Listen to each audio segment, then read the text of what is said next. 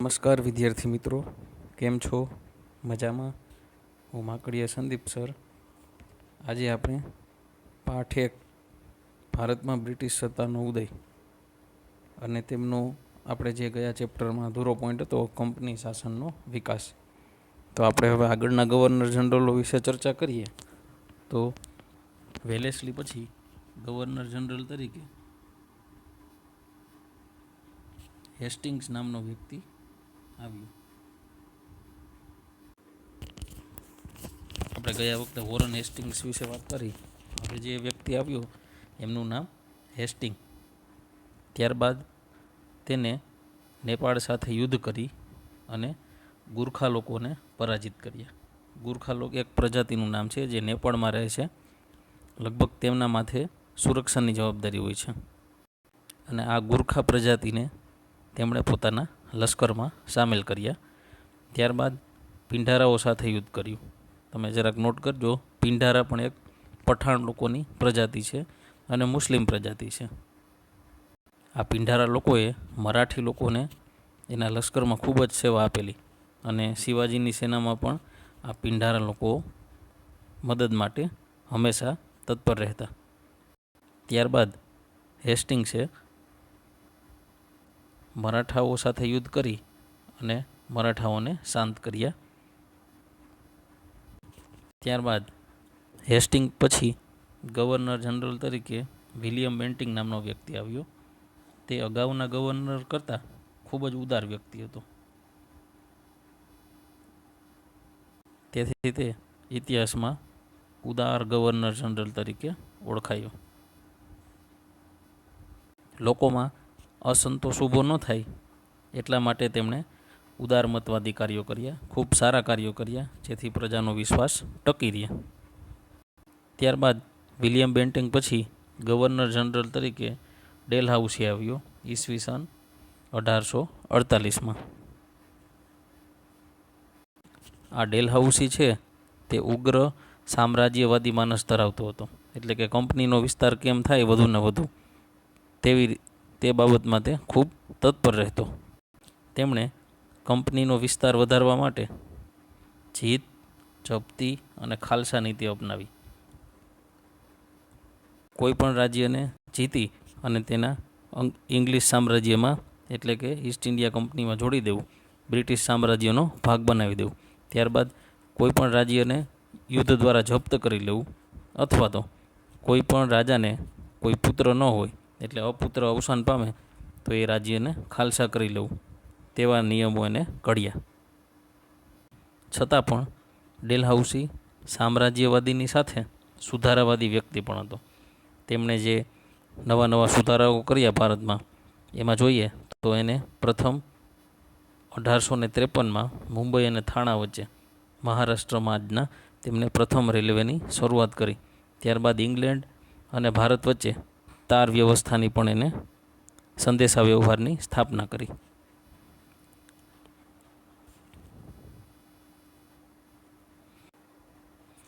આગળ જોઈએ તો તેમણે જાહેર બાંધકામ વિભાગની પણ સ્થાપના કરી. ત્યારબાદ તેમણે કેળવણીની શરૂઆત કરી. એમાં પણ ખાસ અંગ્રેજી કેળવણીની એને ખૂબ સારી શરૂઆત કરી. ત્યારબાદ એને વિધવા પુનર્લગ્ન તથા બાળ વિવાહ પ્રતિબંધ તેવા કાયદાઓ પણ તેના સમયમાં પસાર થયા.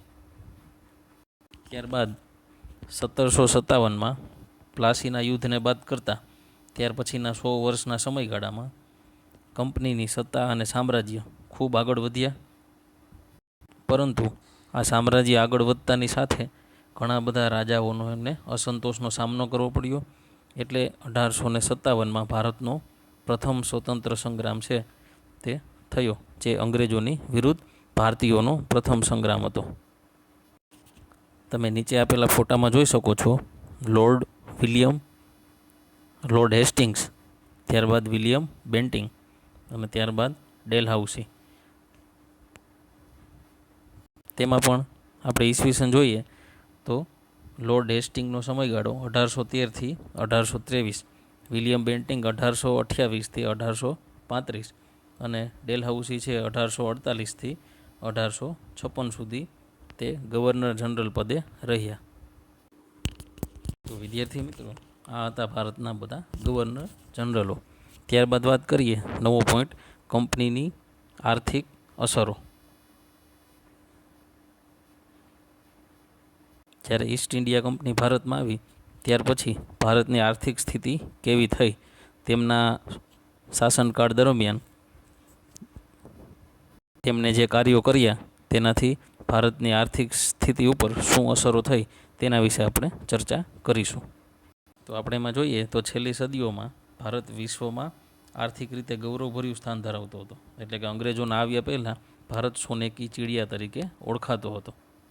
કંપની શાસનના 100 વર્ષના સમયગાળામાં અંગ્રેજોની ગુલામ બનીને ભારત દેશ રહી ગયો. ત્યારબાદ આપણે વાત કરીએ તો દ્વિમુખી શાસન પદ્ધતિના કારણે જે બંગાળ ખૂબ આર્થિક દૃષ્ટિએ સમૃદ્ધ હતું તેની ચમક ઝાંખી પડી ગઈ, કારણ કે અંગ્રેજોએ આખા બંગાળને લૂંટી અને સંપત્તિ પોતાના દેશમાં લઈ ગયા. ત્યારબાદ આપણે વાત કરીએ આગળ તો દ્વિમુખી શાસન પદ્ધતિના કારણે બંગાળની ચમક છે ઝાંખી પડી ગઈ. દ્વિમુખી શાસન પદ્ધતિ એટલે એક રાજ્ય હોય અને એક રાજ્યની અંદર 2 રાજાઓ. આ દ્વિમુખી શાસન પદ્ધતિ અંગ્રેજોએ બંગાળમાં શરૂ કરી હતી. ઈસ્ટ ઇન્ડિયા કંપનીની અન્યાયી મહેસૂલ નીતિથી ભારતનો ખેડૂત પાયમાલ થઈ ગયો અને દેવાદાર બની ગયો. અંગ્રેજ સરકારે ઇંગ્લેન્ડના ઉદ્યોગોને વિકસાવવા માટે ભારતના ઉદ્યોગો પર અન્યાયી જગાત નાખી. એટલે કે ઇંગ્લેન્ડની જે કંપની હોય તેના ઉપર ટેક્સ નહીં લેવાનો અને ભારતની જો કંપની હોય તેના ઉપર ડબલ ટેક્સ લેવાનો, જેથી ભારતની જે કંપનીઓ હતી, ઉદ્યોગો હતા, તેના ઉપર માઠી અસર પડી અને તે પડી ભાંગ્યા. ત્યારબાદ વાત કરીએ આપણે અંગ્રેજોએ પોતાના શાસનકાળ દરમિયાન ભારતના હુનર ઉદ્યોગોને કચડી નાખ્યા. હુનર એટલે પોતાની આવડત, પોતાની કલાથી, પોતાના હાથ વડે, પોતાની બુદ્ધિથી તેમનો ઇષ્ટતમ ઉપયોગ કરી અને કોઈ પણ વસ્તુ બનાવી તેને હુનર ઉદ્યોગો કહેવામાં આવે છે. એટલે હુનર એટલે પોતાની આગવી સૂઝબૂઝ અને કળાથી તમે કોઈ પણ વસ્તુ બનાવો તેને હુનર ઉદ્યોગો કહેવામાં આવે છે. પરિણામે ભારતના ઉદ્યોગો પડી ભાંગ્યા અને ભારતના કારીગરો છે તે બેકાર બની ગયા. ત્યારબાદ વાત કરીએ તો કંપનીના આગમન પહેલાં ભારતના ગામડાઓ સ્વાવલંબી હતા. આ સ્વાવલંબી એટલે પોતાની જાતે, પોતાની રીતે પોતે સમૃદ્ધ હતા. ત્યારબાદ અંગ્રેજોના આગમનથી અને તેની અસરથી તે ગરીબ અને પરાધીન બન્યા, એટલે કે ગુલામ બન્યા. ઈસ્ટ ઇન્ડિયા કંપનીના શાસનમાં ભારતમાં મુંબઈ અને થાણા વચ્ચે પ્રથમ રેલવે, ઇંગ્લેન્ડ અને ભારત વચ્ચે આગબોટ સેવા અને મદ્રાસ, મુંબઈ અને કલકત્તા કે જેવા મહાબંદરોનો વિકાસ થયો.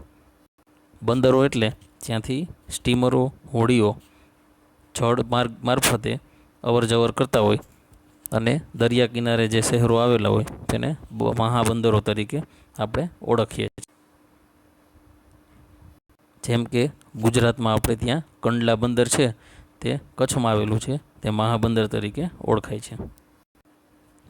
તો વિદ્યાર્થી મિત્રો, અંગ્રેજોના આગમનથી ભારતની આર્થિક સ્થિતિ નબળી પડી અને થોડો ઘણો વિકાસ પણ થયો. ત્યારબાદ આપણે વાત કરીએ કંપની શાસનની સામાજિક અસરો.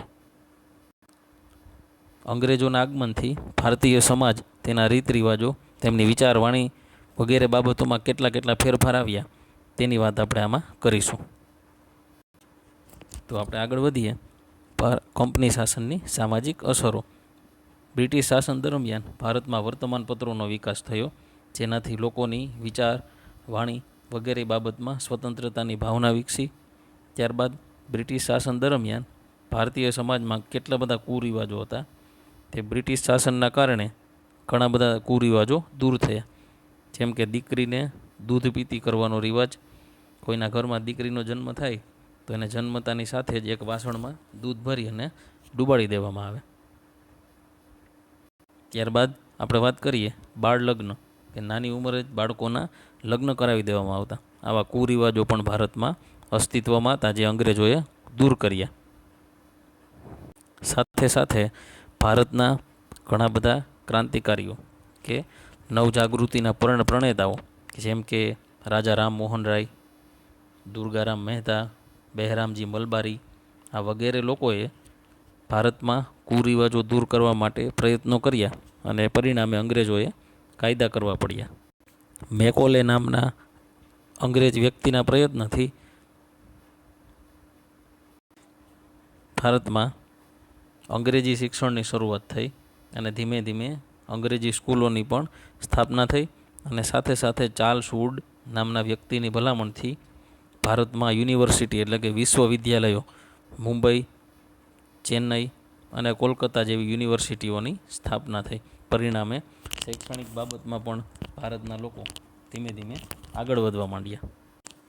તો વિદ્યાર્થી મિત્રો, આ હતી સામાજિક અસરો કે અંગ્રેજોના આવવાથી ભારતમાં અને સમાજમાં કેવા કેવા પરિવર્તનો આવ્યા અને ઘણી બધી બાબતોમાં આપણે જાગૃત પણ થયા. અંતે અંગ્રેજોના આગમનથી સમસ્ત રીતે આપણે જોઈએ તો ભારતની આર્થિક દ્રષ્ટિએ અને સામાજિક દ્રષ્ટિએ ઘણી બધી નુકસાની પણ હતી અને સાથે સાથે ઘણા બધા આપણા કુરિવાજો હતા તે દૂર પણ થયા. તો વિદ્યાર્થી મિત્રો, આપણે પ્રથમ પાઠ કે જે ભારતમાં બ્રિટિશ સત્તાનો ઉદય શરૂઆત તેનો પાઠનો આપણે અહીંયા અંત કરીએ છીએ અને હવે પછીના નેક્સ્ટ વિડીયોમાં આપણે 8મો પાઠ, હવે પછીનો જે નવો પાઠ આવશે તેના વિશે આપણે ચર્ચા કરીશું.